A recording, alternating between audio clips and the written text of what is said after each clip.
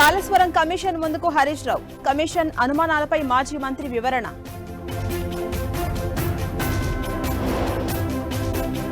బనకచెర్లకు వినియోగించేది వరద జలాలే. నివేదిక సిద్ధం చేసిన కేంద్ర సంస్థ వాప్కోస్. తెలంగాణ భవన్లో బీఆర్ఎస్ బీసీ నేతల భేటీ.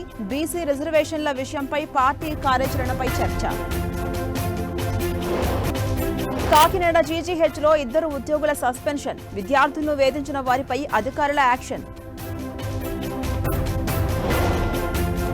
ఉప్పొంగి ప్రవహిస్తున్న పెన్గంగా ప్రాణహిత నదులు. లోతట్టు వాసులను అప్రమత్తం చేసిన అధికారులు. పాపికొండల విహారయాత్రకు బ్రేక్. గోదావరికి వరద రావడంతో అధికారుల నిర్ణయం.